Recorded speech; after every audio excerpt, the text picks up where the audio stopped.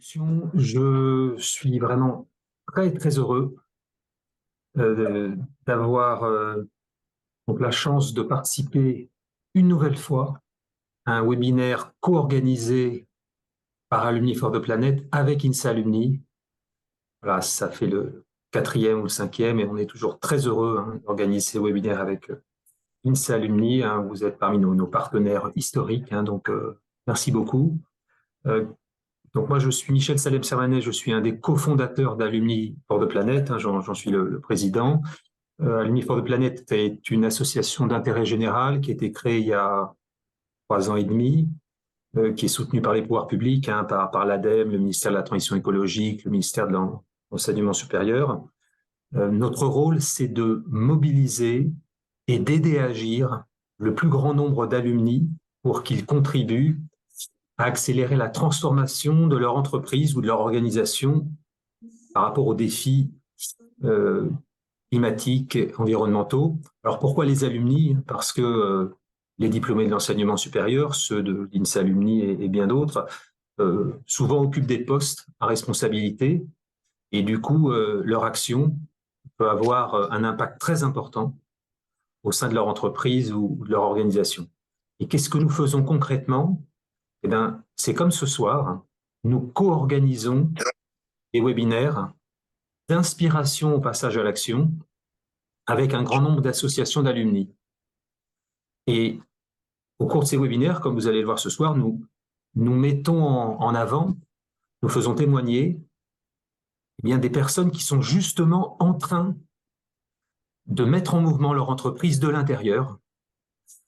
Et en fait, on se rend compte que beaucoup de collaborateurs dans les entreprises aimeraient aussi contribuer à l'accélération de la transformation de leur entreprise, mais ils ne savent pas bien comment faire. Ils pensent même que c'est impossible. Et voilà, et ben ces webinaires servent à démontrer que c'est possible par l'exemple. Voilà. Donc, vous voyez, l'objectif de ce webinaire, c'est pas de vous informer, de vous sensibiliser, mais c'est vraiment de vous aider à passer à l'action demain dans votre entreprise ou organisation. Donc, c'est vraiment tourner vers l'action. Voilà. Donc, je n'en dis pas plus, juste pour redire un grand merci à Aurélien Truchassou, qui est notre contact, ancien président d'INSA Alumni et toujours actif au sein de cette grande association d'alumni, une des plus grandes en France, et qui est notre contact depuis le début. Et on est très content, Aurélien, d'organiser ce webinaire avec toi. Et je te passe tout de suite la parole. Merci Michel. Donc oui, effectivement, moi c'est Aurélien Truchassou. Je suis plus président, je suis secrétaire général de l'association INSA Alumni. Je suis toujours dans le monde de l'association. Alors INSA Alumni, c'est l'association des associations de diplômés d'INSA.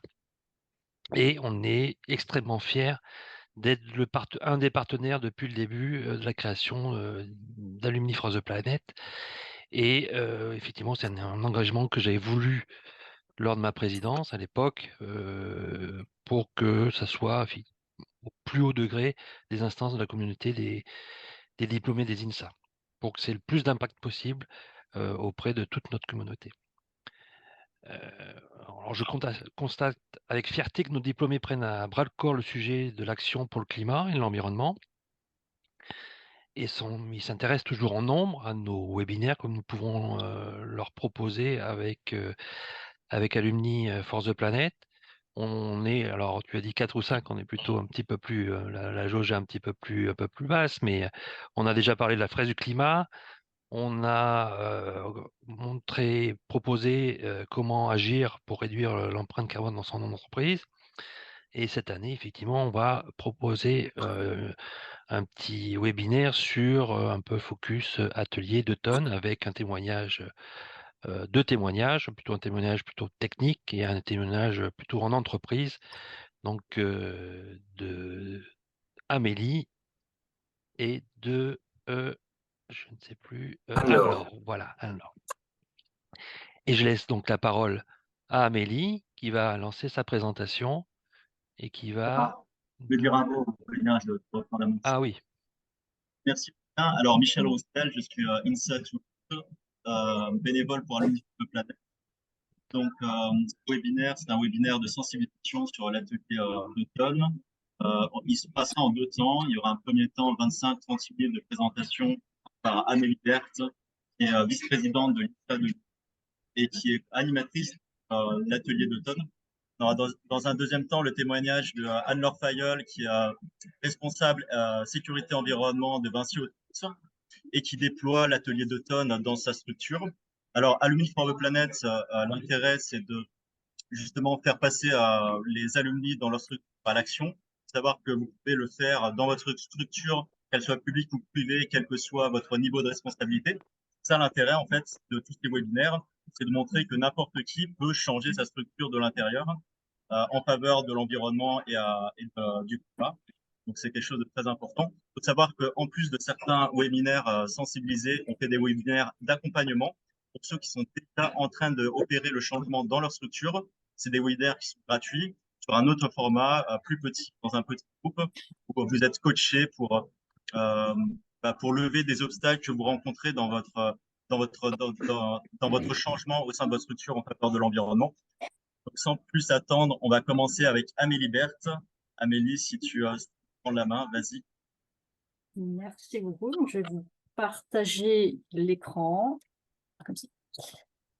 Alors, bonsoir à toutes et à tous. Donc, c'est un plaisir pour moi d'être parmi vous ce soir pour vous parler effectivement d'un sujet qui me tient à cœur moi, depuis des années, à savoir donc, tout ce qui est enjeux sociétaux, environnementaux et la sensibilisation sur le climat et l'environnement dans son entreprise.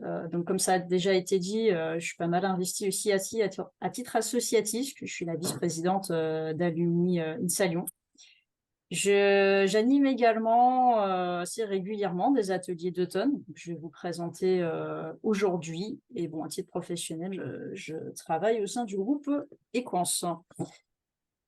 Alors, on va rentrer dans le vif du sujet à la prochaine slide. Alors, je ne vais pas forcément rentrer dans le détail du détail, parce que je pense que c'est des phénomènes que vous connaissez toutes et tous, mais c'est important de rappeler aussi certaines bases pour poser le décor. Quand on parle du dérèglement climatique, de quoi on parle? Donc, il y a un phénomène qui s'appelle l'effet de serre. L'effet de serre, c'est quoi? Donc, ce sont des gaz qui sont dans l'atmosphère et, si je résume, qui permettent de conserver la chaleur qui nous est fournie par le soleil. Donc, c'est un phénomène qui, à la base, est naturel. Savoir que sans ces gaz à effet de serre, la vie humaine ne serait pas telle qu'on la connaît aujourd'hui, voire serait impossible, puisque la température à la surface de la planète serait environ de moins 20 degrés. Donc, c'est un phénomène qui est naturel. Cependant, depuis quelques décennies, on observe une augmentation de certains gaz à effet de serre dus à l'activité humaine. Le plus connu, le CO2, vous en avez d'autres, le méthane, le protoxyde d'azote, etc.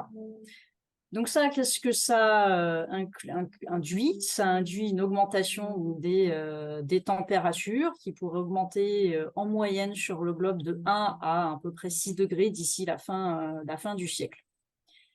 Alors, au-delà de l'augmentation des températures, et c'est pour ça qu'on ne parle pas uniquement de réchauffement, on parle de dérèglement climatique de manière assez générale à l'échelle mondiale, puisque ce phénomène va aussi induire d'autres phénomènes extrêmes. Alors ici, qui sont résumés sur la partie droite de la slide à l'échelle métropolitaine, il faut bien comprendre que c'est un phénomène qui est mondial. Donc ça peut induire une augmentation tant en intensité qu'en fréquence des feux de forêt, des crues, des inondations, des submersions, cyclones et de la baisse de l'enneigement. Donc ce sont ce qu'on appelle des catastrophes naturelles. Et au-delà des phénomènes physiques, ça a aussi un fort impact au niveau social, au niveau politique, puisque tout être humain aspire quand même à avoir une vie saine, avec à boire, à manger et un toit sur la tête. Donc, tous ces phénomènes à l'échelle mondiale, ça induit donc chute de la biodiversité, des pertes aussi au niveau agricole, des déplacements de population et tout ce que ça induit derrière. Tout ceci pour dire qu'on a tous une responsabilité face au dérèglement climatique, que ce soit en tant que citoyen ou en tant que collaborateur. Alors maintenant, on va rentrer dans le vif du sujet. Comment on sensibilise les collaborateurs de l'entreprise et comment on les embarque dans une démarche qu'on appelle une démarche RSE. Donc la RSE, hein, c'est vraiment la mise à l'échelle du développement durable au sein de l'entreprise. Donc c'est très important que les entreprises aussi s'investissent du sujet. Parce que l'entreprise, comme le développement durable, ce qui est représenté par le diagramme de Venn à votre droite, est à la croisée, au triptyque de la société, de l'économie et de l'environnement. Donc les entreprises et l'industrie ont vraiment une place de choix dans la lutte contre le dérèglement climatique et dans l'application dans le développement, aux objectifs de développement durable. Donc, comment après on entame une démarche RSE au sein d'une entreprise? Donc, ce n'est pas l'objectif du webinaire, mais un des premiers leviers, une des premières étapes, et non des moindres, hein, ça va être de sensibiliser les collaborateurs. Parce que connaître, c'est aussi mieux combattre. Donc, connaître les causes et les conséquences du dérèglement climatique, ce que je vous ai succinctement présenté à l'instant, c'est une étape primordiale dans la mise en place d'une démarche RSE au sein de l'entreprise. Alors maintenant, comment on sensibilise les collaborateurs? Alors, il y a plein de moyens différents, mais ce qui est assez plébiscité depuis quelques années, qui a fait ses preuves, c'est des ateliers de sensibilisation. Alors, je suis sûre que vous avez entendu parler de la fresque du climat, qui est peut-être le plus connu, puisque la fresque du climat, si je le résume, parce que j'ai aussi animé des fresques du climat, ça va vous permettre de vraiment bien comprendre et d'aller dans le détail des causes du dérèglement climatique et de ses conséquences sur la société. Vous avez aussi d'autres ateliers, notamment l'atelier d'automne, qui est par ailleurs assez complémentaire à la fresque du climat, puisque l'atelier d'automne, ça va vraiment se focaliser sur les leviers d'action, sur comment on peut agir en tant que citoyen, en tant que collaborateur, sur sa propre empreinte carbone. Alors là, je cite ce qui est sur le site internet de l'atelier d'automne. L'atelier d'automne a une mission principale, c'est d'accélérer, je cite, la transition en mettant en mouvement les acteurs de la société, en responsabilisant, sensibilisant et en motivant les citoyens à œuvrer dans la lutte contre le dérèglement climatique. Donc, c'est un serious game, hein, au même titre que la fresque du climat. Je vous ai mis ici une petite photo de à quoi ça ressemble. Hein. Donc, c'est une activité que je vais vous présenter plus en détail par la suite, hein, qui va durer environ 3 heures avec 10 à 15 participants par atelier. Il y a un animateur par atelier et c'est, vous voyez sur l'illustration, un écran et un PC. Ça se fait aussi de manière interactive et ça, c'est quelque chose vraiment d'assez sympathique. Alors, si on rentre dans le détail de l'atelier d'automne, alors pourquoi déjà ça s'appelle d'automne? 2 tonnes, c'est en référence à l'empreinte carbone que chaque personne devrait avoir sur l'ensemble de la planète pour contenir le réchauffement en termes de température à 1,5 degré. Ça, c'est suite aux accords de Paris en 2015. Donc, une empreinte carbone, donc vous en avez une ici, donc c'est représenté ici de cette manière. Vous avez différents scopes, tout ce qui va être transport, alimentation, logement également. L'empreinte carbone moyenne d'un Français, c'est environ, donc ici vous avez les chiffres de 2019, hein, mais ça n'a pas énormément changé depuis, c'est un petit peu diminué quand même, environ de 10 tonnes CO2 équivalent par personne. Donc 10 tonnes, l'objectif c'est d'arriver à 2 tonnes à l'horizon 2050 et c'est tout l'objectif de l'atelier. Je vais vous donner quelques détails juste après. Donc, pour construire ce jeu, pour construire ce serious game, c'est tout un algorithme hein, qui tourne derrière. Et cet algorithme, il va se baser sur différents modèles, donc bien évidemment des modèles d'empreinte carbone issus d'acteurs reconnus dans le domaine. On peut citer par exemple le principal, l'ADEME. Des modèles d'action, puisque le but du jeu, ça va être de comprendre les leviers d'action pour réduire l'empreinte carbone. Donc, on peut se baser, vous avez très certainement entendu parler des scénarios RTE, Négawatt, etc. Et quelque chose effectivement de très important aussi dans ce jeu, c'est les modèles d'influence. Les modèles d'influence, c'est-à-dire comment un groupe de personnes peut influer un autre groupe de personnes, etc., etc., et comment une action peut avoir un impact sur ses congénères, donc à l'échelle d'une entreprise, mais également donc à l'échelle nationale et mondiale.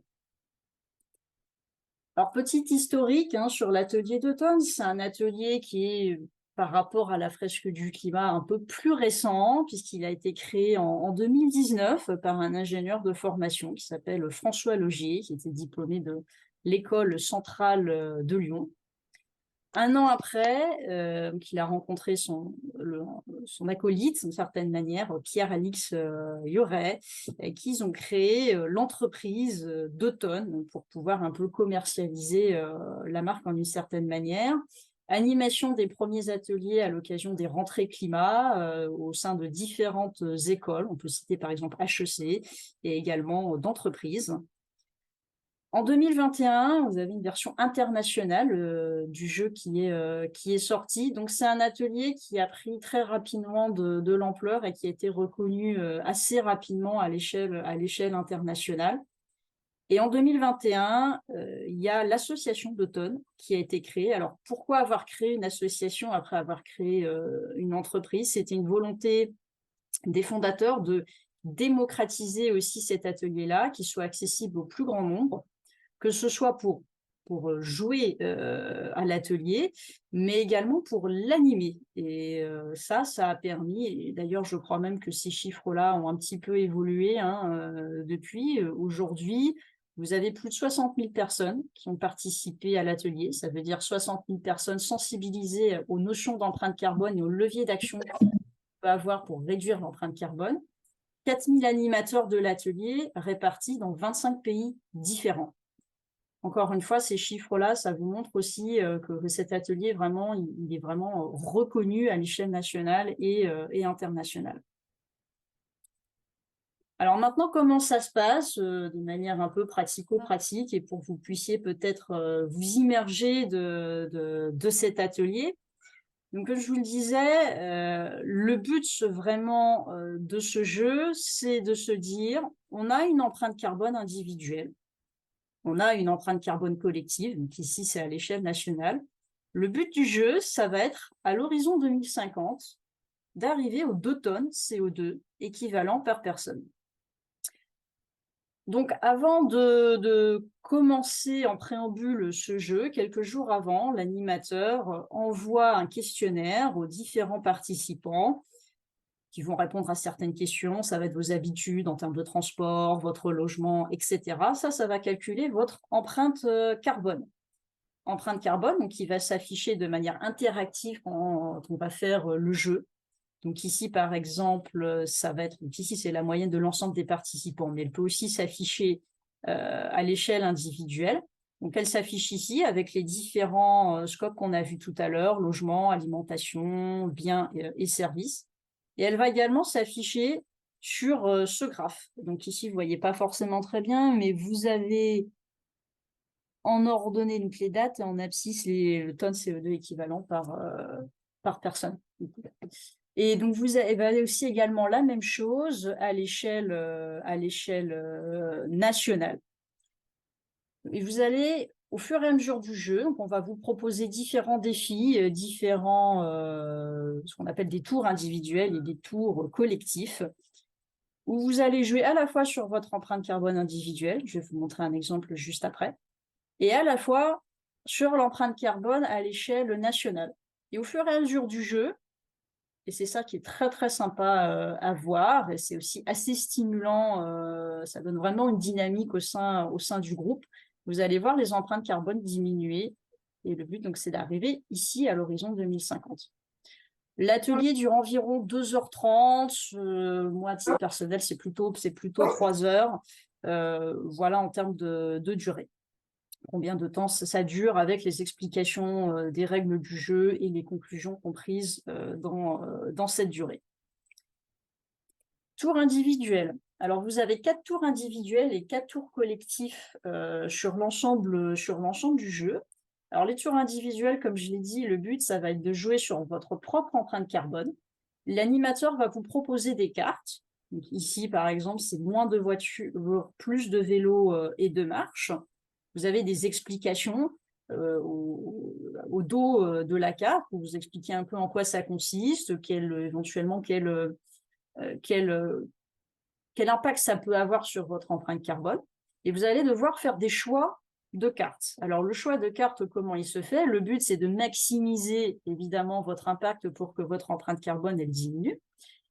Et le choix va aussi se faire, et ça, je trouve que c'est assez intelligent d'avoir mis cette notion-là dans le choix des cartes. Elle va également se faire sur ce qu'on appelle un budget cœur. Le budget cœur, ça représente quoi? Ça représente votre capacité limitée à faire des efforts. Pour reprendre l'exemple ici qui est cité, on peut tout à fait imaginer que quelqu'un qui habite dans une grande métropole comme Paris, comme Lyon, comme Toulouse, puisse prendre cette carte parce qu'elle peut se dire, dans mon quotidien, voilà, je peux prendre les transports en commun, je peux prendre le vélo, tout est à portée de main, que ce soit voilà, tout ce qui est biens de consommation, magasins, loisirs, entreprises, etc. Quelqu'un qui va être dans un environnement un peu plus provincial, qui peut-être va avoir, je ne sais pas, mettons 50-60 km à faire par jour pour se rendre à son entreprise, va peut-être se dire, ça va être un peu plus compliqué pour moi à mettre en place dans mon quotidien rapidement. Donc l'idée, c'est vraiment de choisir des cartes pour maximiser votre impact, mais aussi des efforts et des mesures que vous soyez prêts à faire dans votre quotidien. D'où cette notion de budget cœur, où vous avez des cartes à 3 cœurs, des cartes à 2 cœurs, etc. Et à chaque tour, vous ne devez pas dépasser 8 cœurs. Donc ça vous fait entre 2, 3, voire 4 actions à chaque tour. Les tours collectifs, donc on alterne un tour individuel, un tour collectif, donc 4 tours individuels et 4 tours collectifs sur l'ensemble du jeu. Là, c'est plus des jeux de rôle. Pour vous citer un exemple, et c'est souvent celui qui est le plus apprécié par les participants, le premier tour collectif, un des premiers tours collectifs que vous avez, qu'on vous propose, c'est par exemple de vous mettre à la place de ministre. Donc, vous allez être dans un conseil des ministres. Donc, chaque participant va avoir un rôle, ministre de l'Éducation, ministre du Logement, etc. On va vous proposer, donc l'animateur, qui joue le rôle du Premier ministre et qui anime les débats, va vous proposer un ensemble de cartes et vous allez devoir débattre en un temps limité, évidemment, pour savoir quelles mesures vous allez choisir à l'échelle nationale. Et là, vous allez vraiment jouer sur l'empreinte carbone à l'échelle nationale. Ici, vous avez par exemple la carte « Développer et réhabiliter le réseau ferré ». Vous allez discuter, échanger de cette carte. Et à la fin, choisir un ensemble de mesures avec, tout comme pour les tours individuels, l'objectif, c'est de maximiser l'impact ici à l'échelle nationale. Et un second critère qui peut aussi se comprendre, qui est le budget et également à prendre en compte un budget financier à chaque tour, au moins 3 millions d'euros à ne pas dépasser. Donc avec des cartes à 1, 2 et 3 millions à chaque fois. Donc, vous allez alterner les tours comme ça. Et si je reviens donc, sur ce graphique-là qui est ici, progressivement, vous allez voir l'empreinte carbone ici diminuer au fur et à mesure des tours. Alors, les tours, ça représente les années aussi. Donc, vous partez de l'année d'origine, ici 2023. Après, vous avez 2024, 2028, etc., jusqu'à 2050. Alors ça, c'est pour l'outil, l'atelier de sensibilisation d'automne. Comme je le disais aussi en préambule, vous avez d'autres outils de sensibilisation et d'accompagnement que vous pouvez déployer à l'échelle d'une entreprise, également à l'échelle familiale, à l'échelle associative. Donc, et bien évidemment, tous les ateliers type fresques du climat, de la biodiversité, il y en a beaucoup, donc je ne vais pas forcément toutes les citer. Vous avez aussi l'outil, l'atelier MyCO2. Ça permet vraiment de comprendre tout ce qui va être un peu notion d'empreinte carbone et les ordres de grandeur liés aux empreintes carbone. Teach the Shift également. Alors, Teach the Shift, je peux aussi vous en parler parce que j'ai déjà organisé ce type voilà, d'événements au sein notamment de l'association Alumni Salion. Teach the Shift, c'est quelque chose qui a été mis en place par les shifters. Donc, c'est des conférences qui vous proposent. Vous en avez sur différents domaines. La présentation du rapport du GIEC, l'empreinte carbone liée au numérique, etc., etc. Pour conclure, je ne souhaitais pas faire une présentation forcément très longue pour laisser vraiment place aux questions. Sensibiliser sur le climat et l'environnement dans son entreprise, ça passe par impliquer forcément les collaborateurs dans la démarche RSE. Un des moyens pour impliquer les collaborateurs et une première étape qui est vraiment indispensable, c'est que les collaborateurs puissent comprendre de quoi on parle et aussi surtout comment on peut agir sur l'empreinte carbone. Donc, un des ateliers qu'on peut déployer aux côtés de d'autres ateliers, ça peut être l'atelier d'automne, qui est un atelier vraiment responsabilisant et motivant. Alors moi, je l'ai animé en entreprise, je l'ai animé aussi à l'échelle de l'association Alumni Salion. C'est vraiment très sympa et en tant qu'animateur et en tant aussi que participant à réaliser cet atelier. Vous pouvez le faire, il y a des versions tout en ligne ou aussi également tout en présentiel.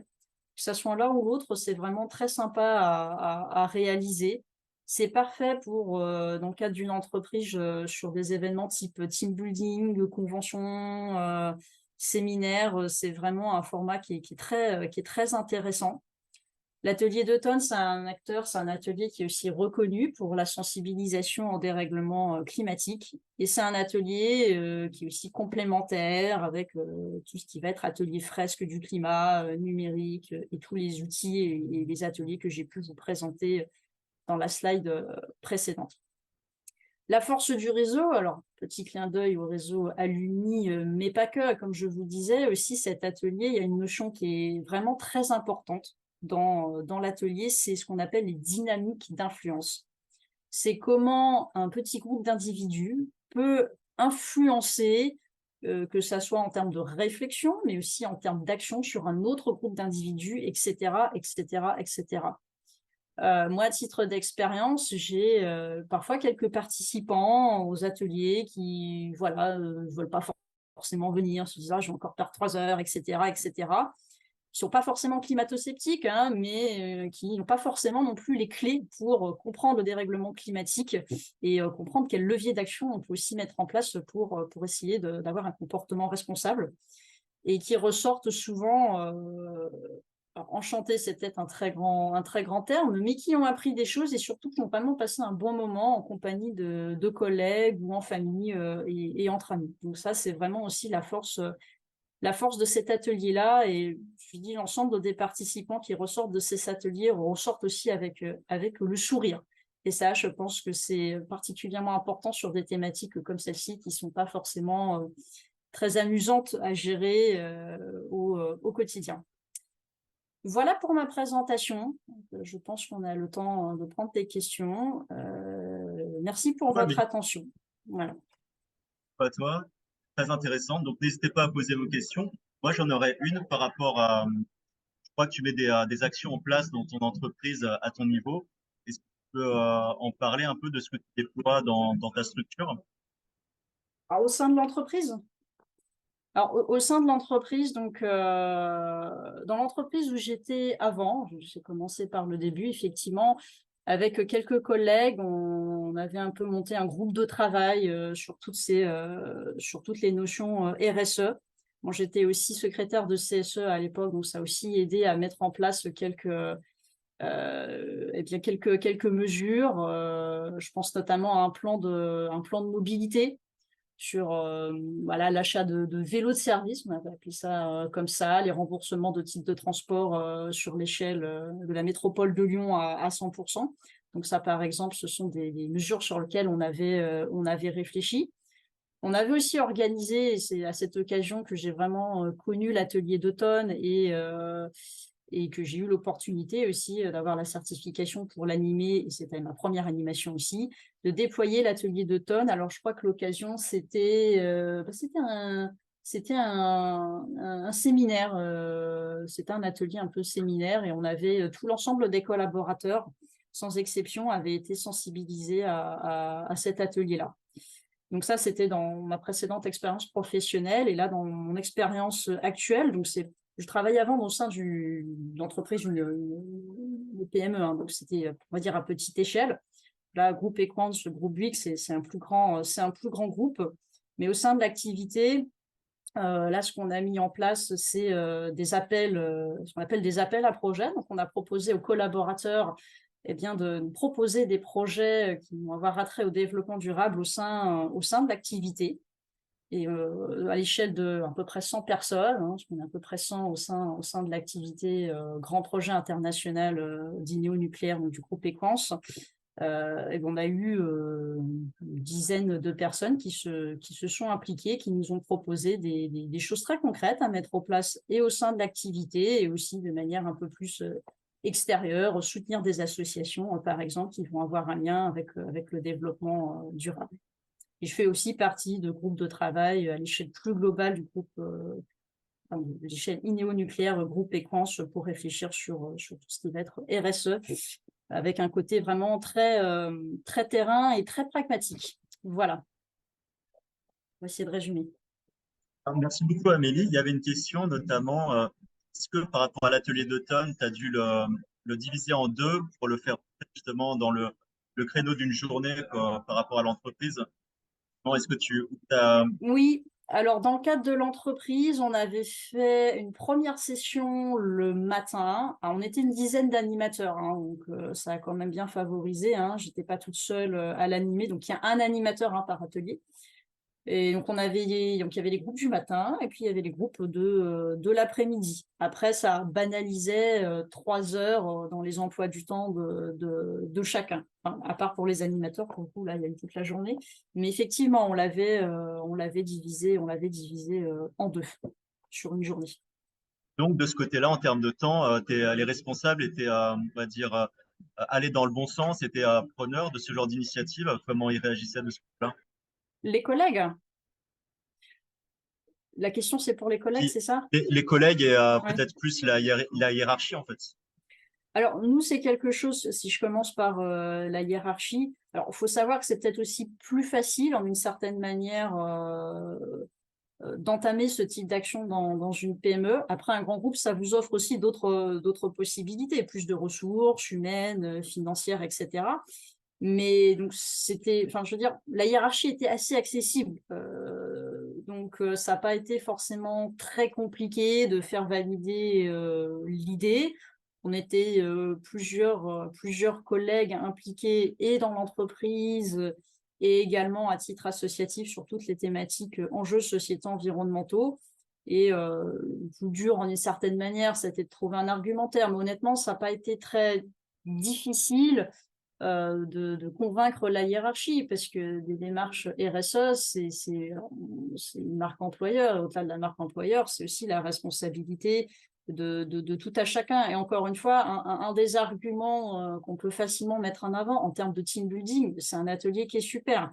Ça permet de fédérer les équipes. Nous, on avait fait des ateliers justement avec des collègues de différents services pour que les personnes puissent aussi faire connaissance. Donc, ça avait aussi ce but-là. Le but, c'était vraiment de faire un team building, et puis quitte à faire, si on peut apprendre des choses de manière ludique et sympathique, et en plus de ça, animé par des collègues, je pense que c'est un message qui est d'autant plus fort. Alors maintenant, comment ça a été reçu par les collègues? Alors, il faut savoir que je travaillais dans ce qu'on appelle un institut de transition énergétique. Donc, Michel Salem-Sarmanet pour en parler mieux que moi, mais qui s'appelait Supergrid Institute. Donc, ça fait partie des ITE, quelques ITE qui existent en France, qui travaillaient sur tout ce qui est réseau HVDC, donc courant continu haute tension. Donc déjà, c'est un IT transition énergétique, hein, c'est dans le nom de l'Institut. Donc la majorité des collègues qui travaillaient dans cette entreprise-là étaient déjà très sensibilisés à ce type de problématiques. Donc à 80-90%, ça a été très très bien accueilli par les collègues.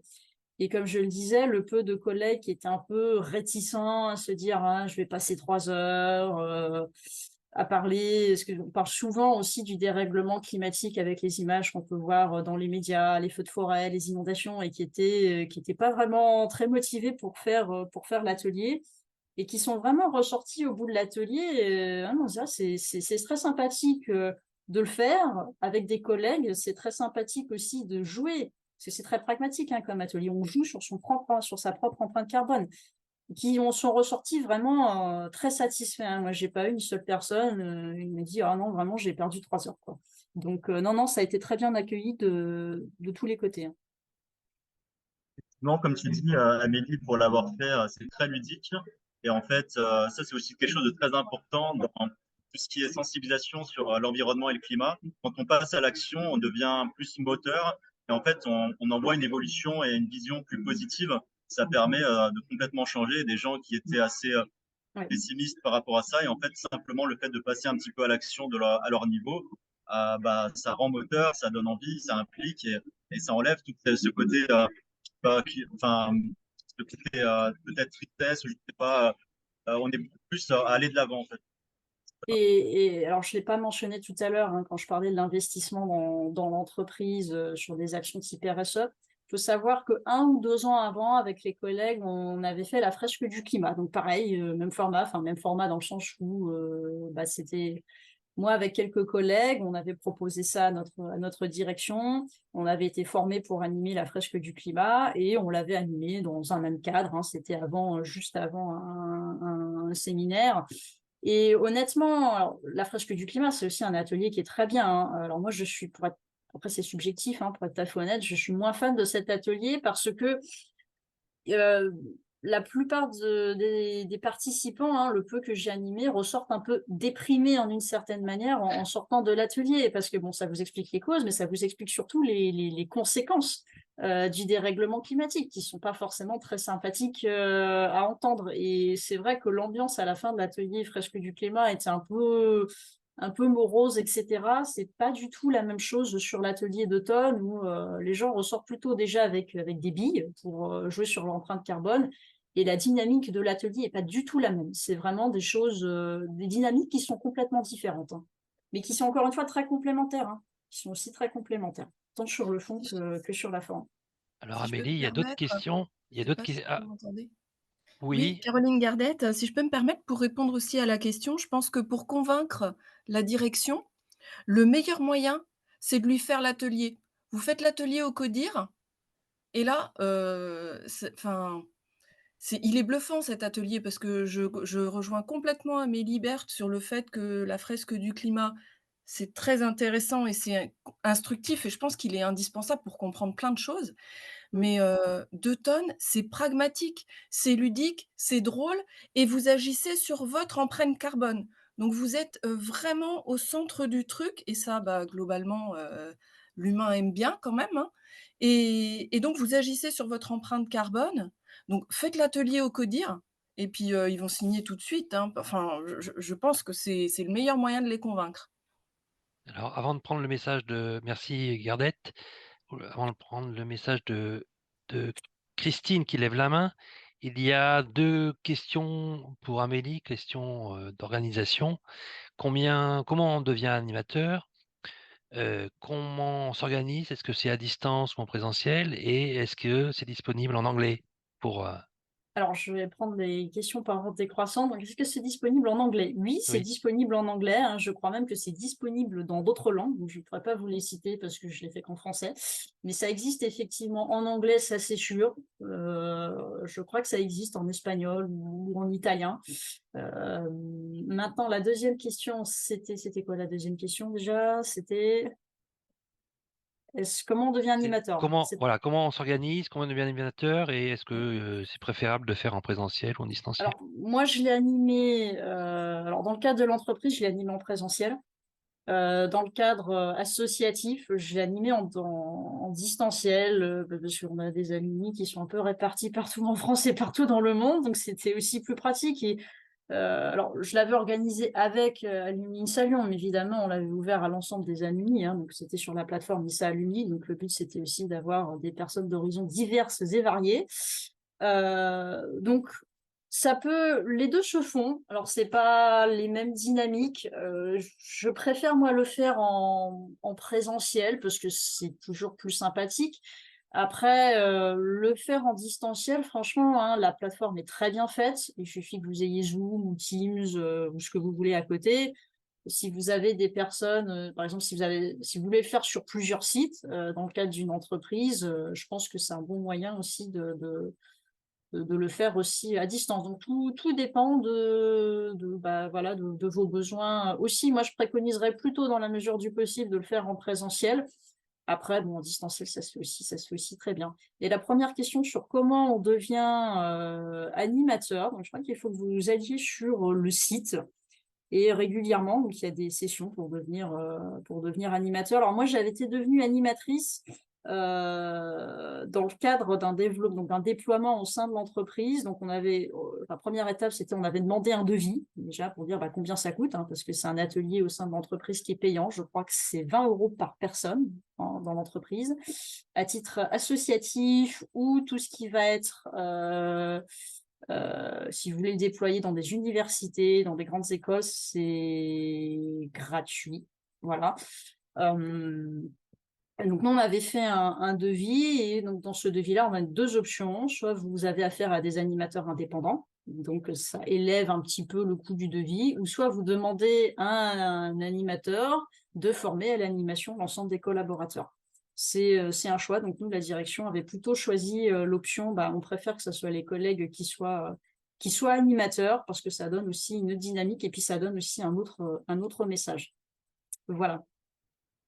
Merci beaucoup, Amélie. On peut le faire en présentiel ou à distance. Si vous voulez bien, on va enchaîner avec le témoignage de Anne-Laure, parce que je vois que l'heure tourne. Anne-Laure, tu es disponible pour reprendre la main avec le déploiement de l'atelier d'automne chez Vinci Autoroute. Oui, bien sûr. Donc, bonjour à toutes et à tous. Moi, je suis ravie d'être là pour vous présenter l'action qu'on a menée chez Vinci Autoroute, le déploiement de l'atelier d'automne.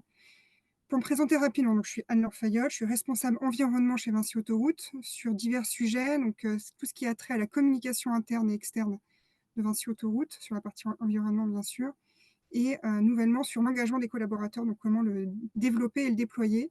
Et je suis sur cette mission depuis 3 ans. Et donc, je suis en charge de déployer l'atelier d'automne chez Vinci Autoroute et je suis moi-même animatrice de l'atelier d'automne. Alors, avant de rentrer dans le vif du sujet d'automne, juste petit zoom sur Vinci Autoroute pour que vous compreniez un peu le contexte dans lequel se déploie cet atelier. On est une entreprise de 6000 collaborateurs qui est sur le territoire français. On est très régionalisé. Il y a 12 directions régionales et 4 maîtrises d'ouvrage qui s'occupent de tous les chantiers, et on exploite plus de 4400 km de réseau autoroutier en France, ce qui fait de nous le premier acteur autoroutier sur le territoire français. Et sur les 6000 collaborateurs, grosse maille, on a 3000 collaborateurs de cadres, et les 3000 restants sont des agents autoroutiers, donc qui sont vraiment sur le terrain. Ça, c'est important pour la suite, vous allez comprendre. Depuis 2020, on a lancé notre ambition environnementale qui s'appelle Ambition Environnement 2030. Elle est déclinée dans toutes les filiales du groupe, mais en fait, elle est impulsée par Vinci.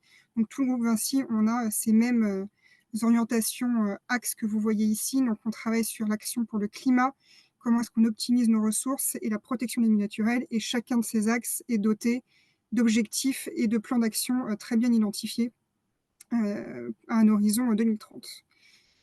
Ces 3 axes, ils reposent sur 4 piliers. Le premier, c'est comment être exemplaire dans notre propre activité, c'est ce qui correspond au scope 1 et 2 de la décarbonation. Mais c'est aussi prendre notre part dans la réduction des impacts indirects, donc vraiment notre scope 3. Troisième pilier, et c'est celui qui nous intéresse, c'est avec la mobilisation de tous. Donc, comment est-ce qu'on passe nos collaborateurs de concernés à impliqués? Donc ça, on utilise d'automne et aussi la fresque du climat, on en a parlé tout à l'heure, mais je vais revenir dans le détail. Et le dernier pilier, c'est quelles sont les bonnes pratiques au quotidien, en dehors de notre cœur de métier, et qu'est-ce qu'on fait chez Vinci Autoroute pour continuer à sensibiliser et embarquer nos collaborateurs. Donc, par exemple, ici, on a parlé du Cyber World Cleanup Day, mais il y a évidemment d'autres actions. Autre information, j'arrive pas à passer ma slide. Voilà. Autre information, quelques chiffres qui sont aussi importants pour que vous compreniez notre part dans la décarbonation aujourd'hui sur la route. On a des chiffres qui sont quand même très forts, c'est qu'aujourd'hui 85% des déplacements se font par la route, tout ce qui est trafic et marchandises, et c'est une tendance qui est amenée à perdurer. Le gouvernement certes propose des solutions, mais en tout cas, dans les années à venir, la route ne va pas s'arrêter du jour au lendemain. Dans le bilan de la France, qu'est-ce que nous, on pèse 30% des émissions de la France sont issues des transports, donc tout type de transport confondu. Au niveau des autoroutes, on émet 25% qui proviennent de chez nous. Et comme chez nous, Vinci Autoroute, on est la moitié du réseau autoroutier français, on dit qu'on émet 3% des émissions de la France, donc issues du scope 1, 2 et 3. Voilà, ça c'est important. Enfin, je pense que c'est important que vous sachiez ça pour comprendre aussi l'engagement qu'on a mis derrière sur l'atelier d'automne et aussi sur la fresque du climat. Et on répond aux engagements de décarbonation qui est d'atteindre moins 40% d'ici 2030 et de neutralité carbone en 2050.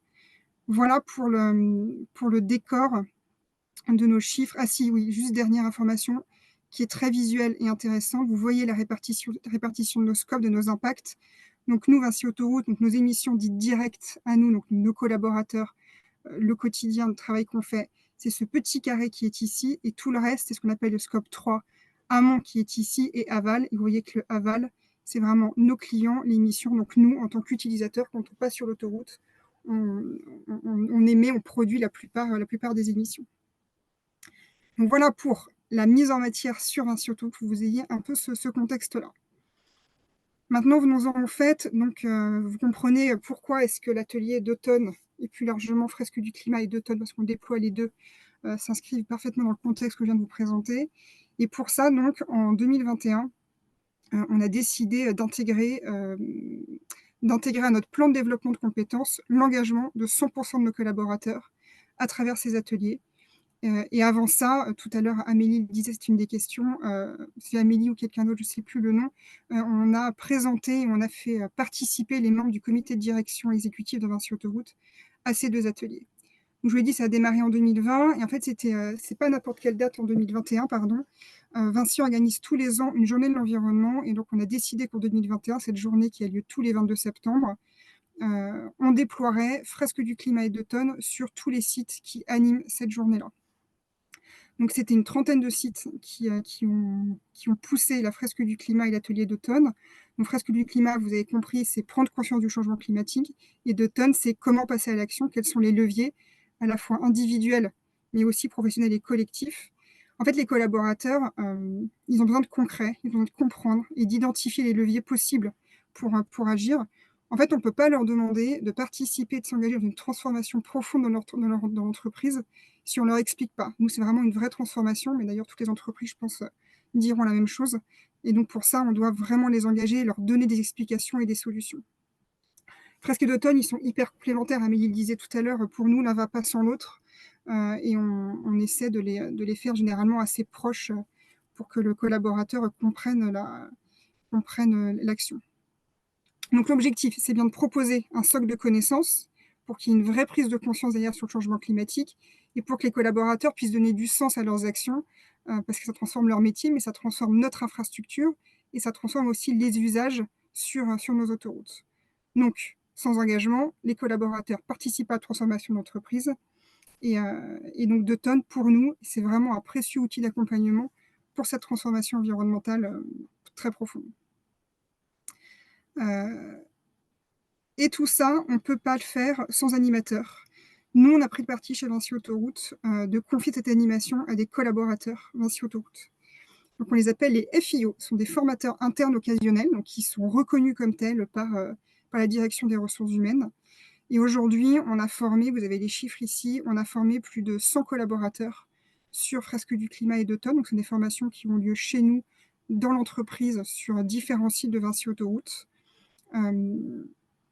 Et donc, ils ont chacun participé à une journée. Alors, comment se passe cette journée? Le matin, ils participent à un atelier d'automne classique et l'après-midi, pendant 3 heures, ils ont donc cette demi-journée qui est consacrée à comment j'anime, quels sont les outils et à s'entraîner déjà un peu et à répondre et poser toutes les questions qu'ils veulent auprès de l'animateur. Alors, CFIO, je vous le disais, donc ça a démarré en 2021 lors du Journée de l'environnement. Il a fallu recruter en masse ces nouveaux animateurs. On n'est pas arrivé à 100 du premier coup, hein, ça a été par palier. Et évidemment, il y a certains collaborateurs qui ont été désignés volontaires. On a pioché dans nos référents environnement, pas que d'ailleurs, mais principalement chez eux. Donc certains sont venus à ces formations pour être animateurs, un peu avec des pieds de plomb, hein, autant se dire les choses. Mais au final, j'en ai pas un seul qui est sorti mécontent de cette formation à l'animation. Et aujourd'hui, même s'ils n'animent pas tous tout le temps, ils passent tous un très bon moment pendant qu'ils animent. Et c'est partagé avec les participants lors de l'atelier d'automne. Alors, c'est FIO, donc c'est formateurs internes occasionnels. Ce sont plus que des salariés animateurs. Pour moi, ce sont des vrais relais locaux. Ce sont des ambassadeurs parce qu'en fait, ce sont eux qui connaissent les problématiques du terrain, la réalité du terrain. Et ils savent exactement comment faire passer les messages auprès des animateurs et comment aussi parfois apaiser et leur donner les bons mots-clés et les aider à décoder. Parce qu'il y en a certains qui sont quand même un peu fermés et qui n'ont pas envie de faire des actions, mais en fait, on se rend compte que finalement, ils font déjà des actions. Donc, et eux, ils savent exactement quoi. Donc, CFIO, c'est très précieux pour nous, et sans eux, on n'en serait pas là aujourd'hui. Donc, ces animateurs, une fois qu'ils sont formés, donc cette journée de formation dont je vous parlais, nous, à la direction de l'environnement, on a fait le choix de ne pas les abandonner à leurs animations en région et de rester comme ça.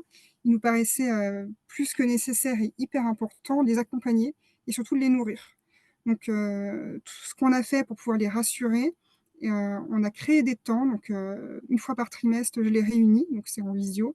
Je les réunis et je leur partage, enfin, on se partage, parce que je n'ai pas la science infuse, mais on se partage des astuces, on se fait des retours d'expérience. Je leur donne un point d'actualité sur l'atelier d'automne, les chiffres, par exemple, les nouveaux outils. Et surtout du contenu qui est enrichissant parce que ce sont des personnes qui sont, ces animateurs, qui sont hyper motivés et qui ont aussi besoin d'être nourris. Et si on ne les nourrit pas régulièrement, bah, ils risquent un petit peu de se faner dans leur coin et on ne pourra plus s'appuyer sur eux derrière alors qu'ils ont une force extraordinaire. Donc nous, notre rôle à la direction de l'environnement, enfin mon rôle en tout cas, c'est d'animer cette communauté et de leur donner tous les outils possibles pour continuer à animer. Voilà pour la partie animation FIO. Je vais partager quelques chiffres qui sont tout chauds sur le déploiement de fresques du climat et d'automne au 3e trimestre 2023. Donc vous voyez qu'on a une forte croissance depuis 2021 jusqu'à juin 2023.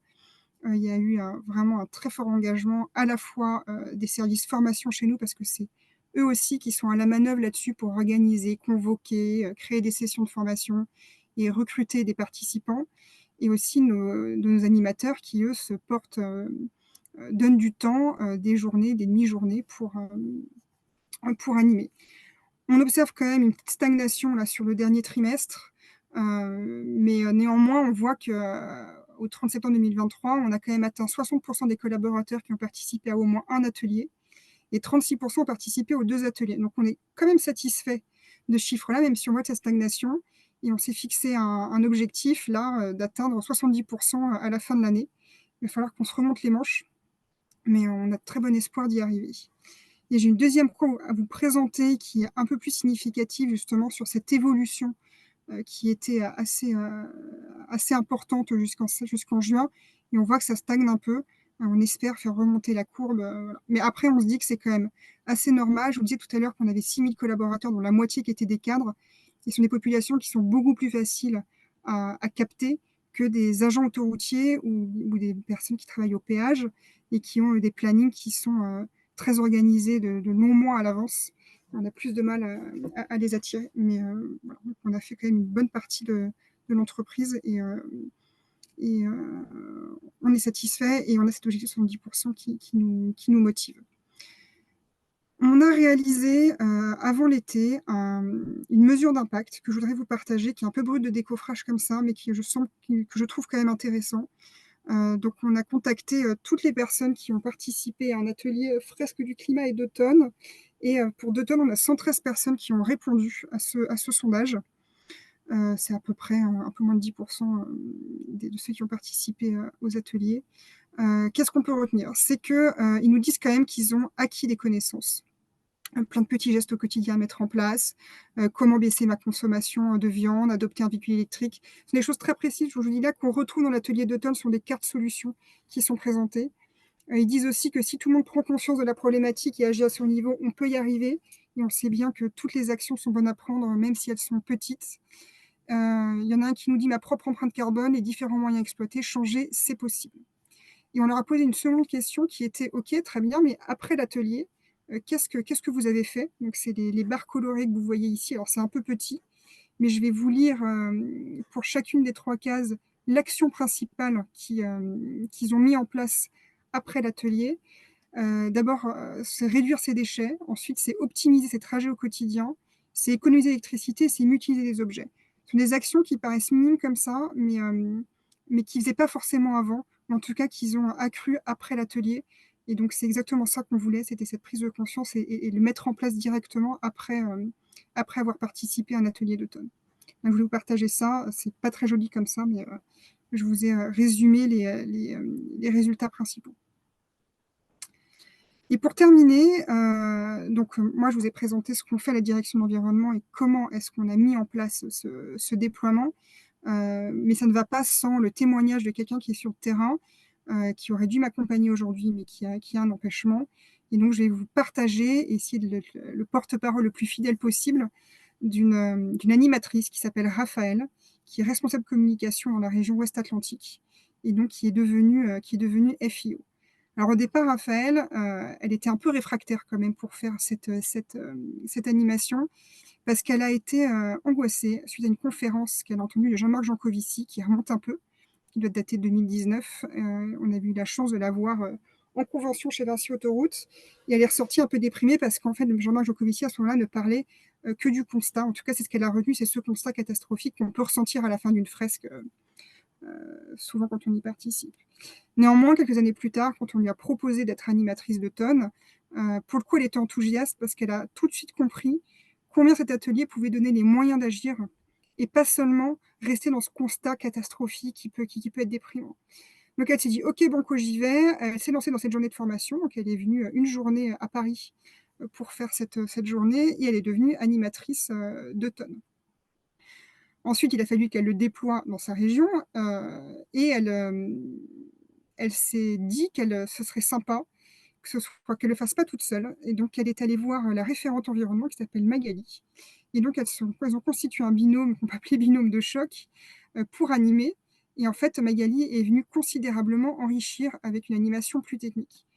Ce que je veux dire par là, et c'est important, c'est Amélie l'a dit, on n'a pas besoin d'être expert pour animer un atelier d'automne, et Raphaël peut très bien animer toute seule, elle a tous les outils qu'il faut, et d'automne donne tout ce qu'il faut, mais elle est venue donner un peu plus de profondeur auprès de collaborateurs qui posaient beaucoup de questions, et donc le faire vraiment à 2 voix, vraiment a enrichi l'atelier. Mais on peut aussi le faire tout seul, qu'on soit expert ou pas en environnement, retenez bien ça. Ce qu'elle apprécie, Raphaël, dans cet atelier, c'est que ça ouvre en fait le champ des possibles et qu'on peut toujours faire plus. Et la force de l'atelier, c'est justement qu'on y va pas à pas, année après année, effort après effort. L'atelier il est hyper concret, ça permet d'aiguiser son sens critique, de discuter avec d'autres, de voir qu'on n'est pas tous confrontés aux mêmes difficultés. On identifie évidemment ce qu'on peut faire à titre individuel, mais aussi on se projette à court et moyen terme dans sa vie. Il y a des choses qu'on peut faire aujourd'hui, des choses qu'on fera plus tard, quand on sera peut-être retraité ou quand on aura des enfants. Chacun son style de vie, mais ça permet de se poser des questions à ce moment-là. Elle est aussi challengée, Raphaël, pas que dans sa vie professionnelle, mais aussi dans sa vie privée, et on peut se reconnaître dans cette vie-là. Ce sont ses enfants qui la challengent. Alors, elles sont ses enfants, mais ça peut être son entourage, ses amis, sa famille, etc. Donc, en fait, elle dit, moi, aujourd'hui, le perso et le pro sur le sujet environnement s'enrichissent l'un les autres, et c'est un vrai effet boule de neige, et ça m'aide énormément quand je dois animer et quand je dois parler d'environnement auprès de mes collaborateurs. Les retours terrain qu'elle nous partage, c'est que les participants, finalement, oublient leurs préjugés initiaux. il y en a chez nous, il faut bien se le dire, comme c'était une démarche obligatoire, ils sont venus forcés à cet atelier-là, en quelque sorte. Et il y en a qui n'ont rien à cirer, il faut être honnête. Et puis au final, ils sont quasiment tous sortis. Moi, j'en ai jamais vu aucun dire qu'ils ont perdu leur temps, qu'ils se sont emmerdés. Non, certains, moi je l'ai eu de vive voix, c'est la meilleure formation que j'ai eue. Pourquoi est-ce qu'on n'a pas d'autres formations comme ça chez Vinci Autoroute? On passe un bon moment, j'ai pas vu le temps passer. Il y a beaucoup de remerciements, ça Raphaël le confirme, de ceux qui ont réussi à communiquer sur des sujets par la suite avec leur entourage. Donc c'est vraiment aussi une mine d'or pour d'outils et d'informations, plutôt d'informations d'éléments de langage, pour en parler avec les autres, de décryptage. Et ça permet aussi la gestion du conflit, parce que dans les ateliers, vous n'avez pas forcément des gens qui ont les mêmes opinions. On peut prendre l'exemple du nucléaire versus le renouvelable. Eh bien, c'est l'espace justement pour en parler, d'essayer de faire de manière apaisée. L'animateur a ce rôle aussi de cette gestion-là. Pour moi, donc là, moi je reprends un peu la parole, moi, Anne-Laure, direction d'environnement. Vous comprenez combien c'est essentiel des collaborateurs comme Raphaël qui s'engagent dans cette animation-là, parce que ils ont le bon mot, je l'ai dit tout à l'heure, ils ont le bon mot, ils savent exactement comment délivrer les messages. Et si c'était moi qui devais aller dans toute la France pour dans toute la France, oui, donc là où on est, pour animer cet atelier-là, je passerais pour la Parisienne qui est dans cette petite tour d'ivoire à la Défense et qui vient expliquer comment ça se passe en région, en province. Donc, et en toute humilité, moi en plus, je ne connais pas tant que ça le terrain parce que j'ai jamais travaillé sur le terrain, même si je le connais un peu. Donc, on a besoin Vinci Autoroute de personnes comme Raphaël. Et à titre d'expérience, j'ai quand même moi-même animé des ateliers, enfin 1 ou 2 ateliers en région pour remplacer des collaborateurs locaux qui ne pouvaient pas être là. C'est pas forcément évident, on est secoué et je suis contente d'avoir dans l'équipe un manager qui est là et qui sait remettre le bon discours, le bon niveau de discours et la bonne information. Je reprends les mots de Raphaël. Elle nous confie aussi que pour elle, au tout début, quand il a fallu organiser ces animations, la plus grande difficulté pour elle, c'était qu'il fallait, pour la première fois dans la vie de Vinci Autoroute, déployer à l'échelle de toute l'entreprise une journée de formation. Alors je dis une journée parce qu'en fait, chez eux, ils ont choisi de faire une journée entière, le matin fresque du climat et l'après-midi d'automne, pour que ce soit vraiment une journée consacrée à ça. Et bien ça s'organise, ça s'anticipe. Il faut avoir les collaborateurs participants, les animateurs, le temps et l'énergie nécessaire pour le faire. Donc c'est beaucoup d'organisation, d'anticipation, mais une fois que c'est lancé, que c'est sur les rails, ça se passe super bien et généralement tous ces collaborateurs qui consacrent une journée entière ressortent de là, peut-être pas transformés, mais ils ont appris plein de choses et ils ont vraiment grandi dans cet espace-temps-là. Il y a aussi, on parlait tout à l'heure des bilans carbone, des empreintes carbone qui sont renseignées avant l'atelier d'automne. Donc, c'est un prérequis pour participer à l'atelier. Alors, tout le monde n'est pas obligé de le faire, hein. Ceux qui ont peur de confier leurs données personnelles vont jouer avec une carte qu'on dit persona, donc avec le rôle de quelqu'un de fictif. Mais ceux, en tout cas, qui ont quand même donné leurs données personnelles comprennent pourquoi c'est important de communiquer, enfin, en tout cas, de mettre son empreinte carbone et pour pouvoir jouer pendant tout ce jeu avec son empreinte et quelles actions on peut faire pour la diminuer. Donc, ça rend vraiment les choses très, très personnelles. Donc, en conclusion, ce que je peux dire, et en accord avec Raphaël, c'est que cet atelier permet de nous émanciper à la fois en tant qu'animateur, mais aussi je dirais que l'animation de l'atelier d'automne, c'est une véritable source d'énergie et de motivation, beaucoup plus que la fresque qui la met un peu en mode déprime. Et puis, surtout, l'atelier d'automne, on est certain qu'on sème quelque chose. C'est peut-être pas à l'instant T, mais vous voyez dans la mesure d'impact que je vous ai proposée, il y en a qui nous disent qu'ils mettent des actions après. Nous, on ne les voit pas parce qu'au quotidien, on ne travaille pas que là-dessus. Mais on sait qu'on sème, on ne sait pas sur quel délai, mais on est sûr et certain qu'on sème. Et on va continuer ces mesures d'impact pour vérifier ça et pouvoir le partager en interne. Nous, aujourd'hui, on a quand même sensibilisé plus de 60% de l'entreprise, on espère 70%. On est déjà à réfléchir sur le coup d'après. Qu'est-ce qu'on fait après la fresque du climat? Qu'est-ce qu'on fait après 2 tonnes? Et donc, on réfléchit à tout un parcours d'engagement selon les cibles dans l'entreprise, de comment, quelles actions faire, à quelles formations participer, à quelles réunions, etc. Voilà, j'ai terminé ma présentation. Je vous remercie. J'espère que je n'ai pas été trop speed, que c'était clair et surtout pas trop long et que je vous ai donné envie de tester l'atelier d'automne et le déployer chez vous. Et je réponds évidemment à toutes vos questions. Anne-Laure, c'était très intéressant. Non, non, c'est vraiment, vraiment très bien.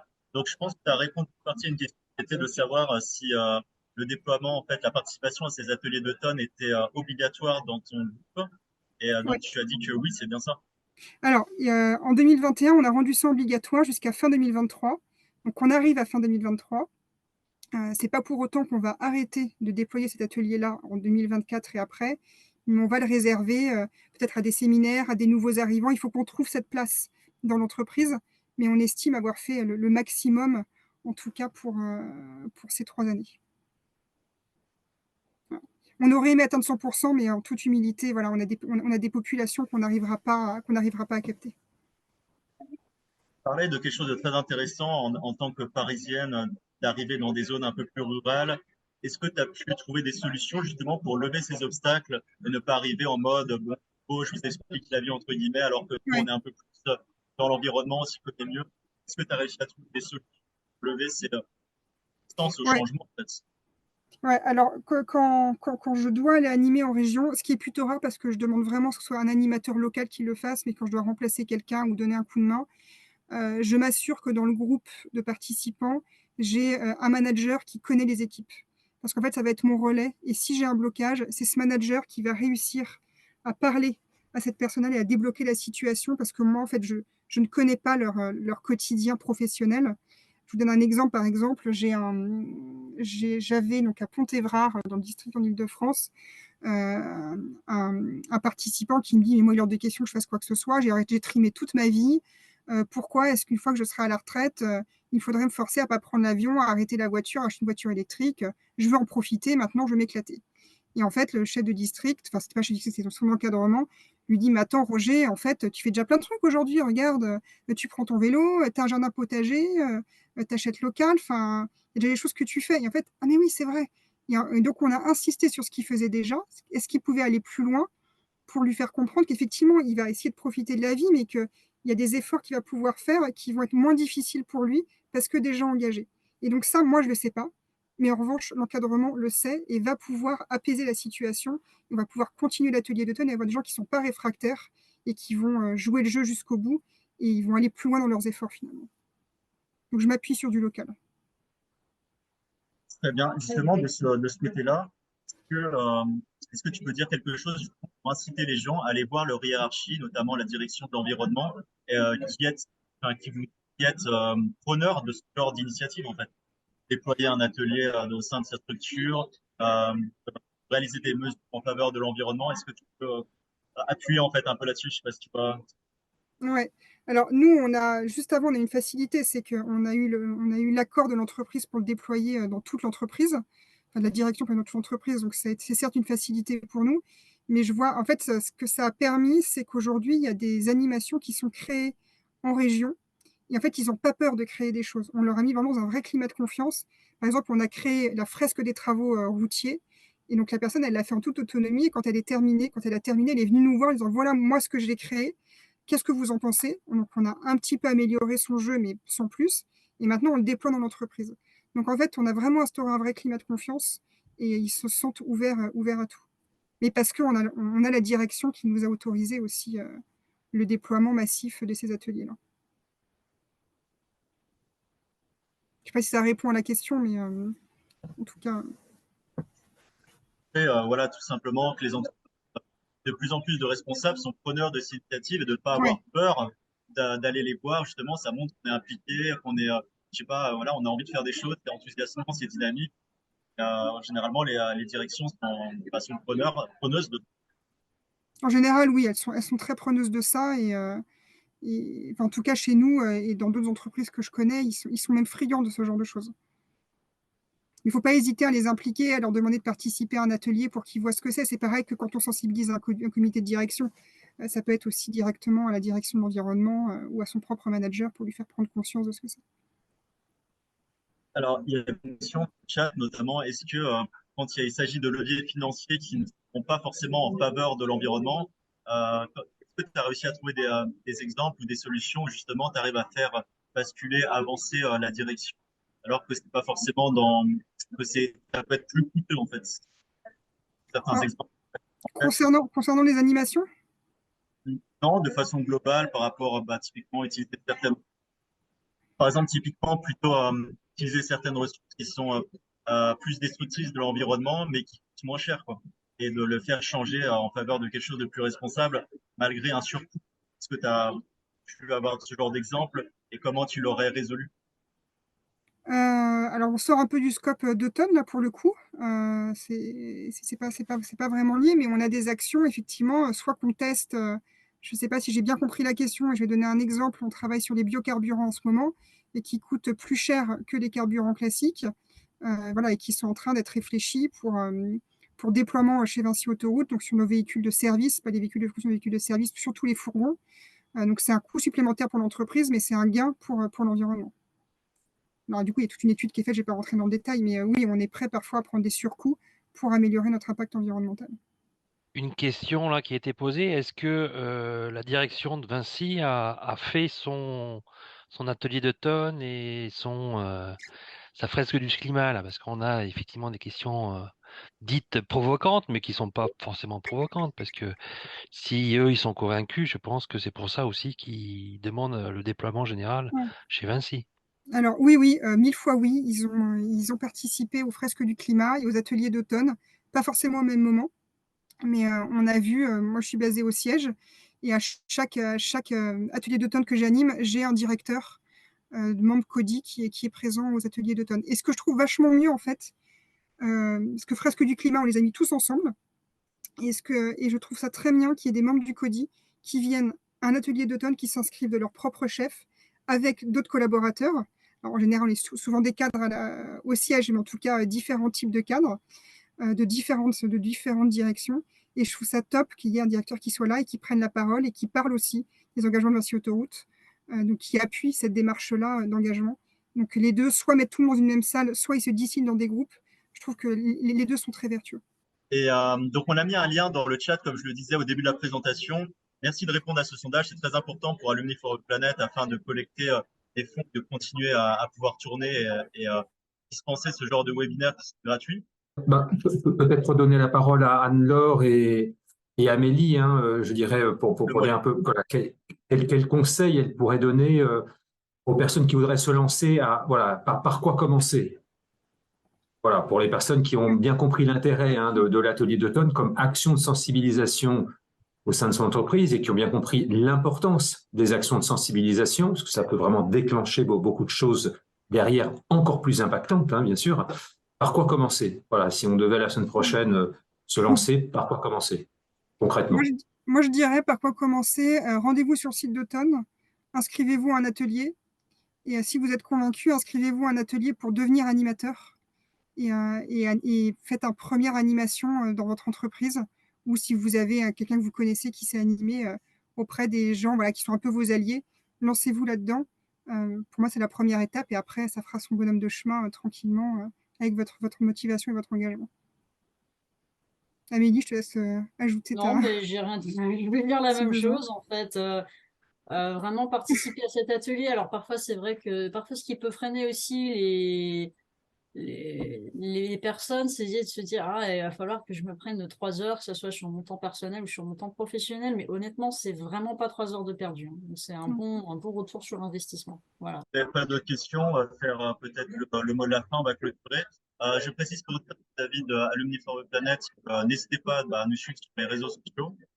Si vous voulez vous engager comme un bénévole pour aider justement à déployer des webinaires, à les organiser, à les animer, n'hésitez pas, on est preneurs aussi. Plus de ces webinaires en fait qui sont particulièrement faciles pour donner une information de sensibilisation et inciter le passage à l'action. Et je le dis, des webinaires d'accompagnement qui consistent lorsque des alumni dans leur structure mettent en place déjà des actions et ont des obstacles, à se faire coacher dans des petits groupes à distance en visio gratuitement afin de lever ces obstacles, ces difficultés et d'améliorer le résultat et l'optimisation de leur passage à l'action. Et merci de remplir ce sondage parce que ça nous aide à pouvoir le faire gratuitement. Voilà, c'est un peu la contrepartie. Je ne sais pas si Michel, tu voulais avoir un mot de la fin. Oui, merci beaucoup, Michel. Je dirai un petit mot, puis je laisserai Aurélien conclure. juste redire que l'atelier d'automne vraiment est une référence, hein. Donc là, on l'a pris comme exemple, hein, mais en fait, beaucoup d'ateliers de sensibilisation existent, hein, et donc voilà, n'hésitez pas à vous engager avec l'atelier d'automne ou d'autres ateliers. C'est vraiment une action très concrète qui apportera beaucoup à votre entreprise. L'atelier d'automne, simplement, c'est avec la fresque du climat, ce sont les 2 ateliers qui sont en déploiement systématique auprès des 25 000 hauts fonctionnaires en France de façon obligatoire. Voilà, donc c'est vraiment une référence, hein. Donc vous êtes sûr d'utiliser un atelier vraiment de grande qualité. Pour connaître moi-même les 2 fondateurs, hein, ce sont des personnes très très engagées, très très rigoureuses, hein. Voilà. Je voulais simplement, pour finir aussi, remercier les 2 intervenantes, vraiment très très chaleureusement, hein, Amélie et Anne-Laure, hein, vos interventions et vos témoignages personnels vraiment ont été très intéressants, très concrets et j'espère très inspirants pour tous les participants. Et donc je rappelle, hein, comme ça a été dit plusieurs fois, l'objectif de ces webinaires n'est pas de vous faire connaître voilà, un sujet, n'est pas de vous faire connaître l'atelier d'automne en particulier ce soir, mais vraiment de vous inciter à passer à l'action, par exemple, en décidant demain ou après-demain, ou plus tard lundi, de déployer à grande échelle l'atelier d'automne dans votre entreprise, puisque vous l'avez compris, c'est possible. D'autres l'ont fait, Amélie l'a fait, Anne-Laure l'a fait, d'autres l'ont fait, vous pouvez le faire demain. Donc, on vous incite à ça et on compte sur vous. Merci beaucoup et je laisse Aurélien pour le mot de la fin. Merci Michel. Alors je participe à tes remerciements. Merci Amélie. Merci Anne-Laure du fond du cœur, effectivement, pour avoir participé à ce 3e webinaire. Alors on est monté à 120 participants au webinaire, donc c'est un chiffre qui me réchauffe le cœur parce que donc on s'investit un petit peu au niveau de l'association pour essayer de proposer des choses bien et intéressantes à tous nos alumni. Donc j'espère que on va pouvoir remettre ça, remettre le couvert, comme on dit, une prochaine réunion, donc un prochain webinaire. J'espère que tout le monde a bien entendu le message. Voilà. Merci à tous.